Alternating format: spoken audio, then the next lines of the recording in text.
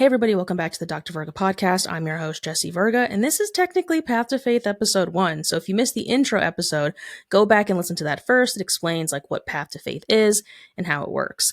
Today we're starting with our first reading cycle, which is Genesis chapters 1 through 10. This section covers creation, the fall of Cain and Abel, and the flood. It's basically the human origin story with every possible moral lesson packed into 10 chapters. So let's get into it.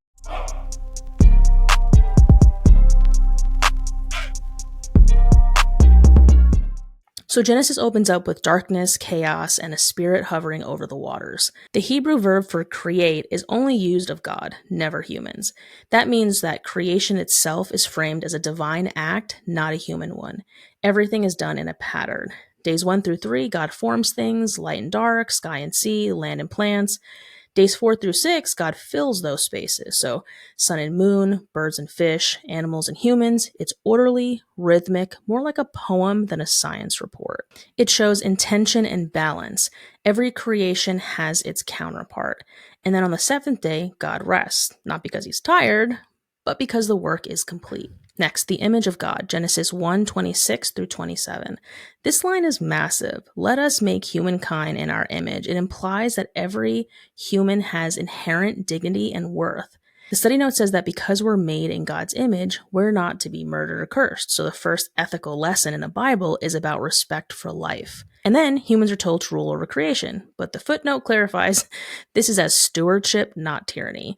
We are caretakers, not conquerors. So fun fact, humans start off as vegans in Genesis. Eating meat doesn't come until after the flood. The tree of knowledge, Genesis 2. Chapter 2 zooms in on humans. Formed from dust, placed in a garden, and told not to eat from one specific tree, the tree of knowledge of good and evil. The question I had is, why put a tree there if you don't want anybody to touch it? The note says that eating the fruit represents trying to be morally independent from God, so seeking wisdom on your own terms. So it's less about a piece of fruit and more about authority and trust. Next, we get into the creation of Eve. We usually hear Eve was made from Adam's rib, but in Hebrew, the word translates more closely to side, not a spare bone, but an equal half. That detail changes the tone slightly. The text says that without a female partner, Adam could not fully realize his humanity. So the woman is not like an afterthought. She's part of what makes humanity complete. Later generations twisted that into hierarchy, but here it's about complement and partnership. Then we get into the fall of Genesis 3. Now comes the famous scene. Serpent, fruit, shame, exile. The serpent doesn't start with evil. It starts with a question. Did God really say that? Doubt is always the entry point. When they eat the fruit, their eyes open. They realize they're naked, which was once innocence and is now shame. When God asks what happened, Adam nor Eve take responsibility. Adam blames Eve and God. Eve blames the serpent, like classic deflection. The punishment fits the crime. For the women, pain and childbirth. For the man, toil and labor to survive. And for both, mortality. For dust you are, and to dust you will return. That's the first reminder that death is part of the human story. The gender line. There's also that line about the husband ruling over the wife. That's one of the most abused verses in history. It reflects the patriarchal world it was written in, not a divine endorsement of it. This is where reading with context matters. Ancient law, ancient language, ancient bias. We can acknowledge that without pretending it was ever fair. Next, we have Cain and Abel in Genesis 4. So we move from disobedience to violence. Cain and Abel both offer sacrifices. God accepts Abel's, not Cain's, and Cain gets angry. God warns him. Sin is crouching at your door. It desires to have you, but you must rule over it. That image, sin as a predator at the door, is just so raw. Right? Like, Cain kills Abel anyway.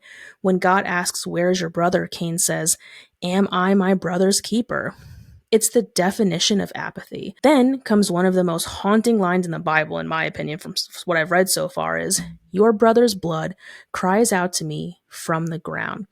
Even the earth reacts to violence. Blood has a voice. Justice is audible to God. Cain is banished, sent to the land of Nod, literally the land of wandering. He builds a city there, which is kind of like darkly poetic, a civilization built on guilt and restlessness. Then we get into Enoch and total corruption in Genesis 5 and 6. So Genesis 5 is mostly genealogy until you hit Enoch. He, walked with God and then he was no more. Apparently he was taken by God without dying. The Bible doesn't explain it, it just drops it like a mystery and moves on. I do believe there's a banished book of Enoch. I don't know much about that, but by chapter 6, everything falls apart again. It says, every inclination of the human heart was only evil all the time. That's one of the harshest lines in scripture.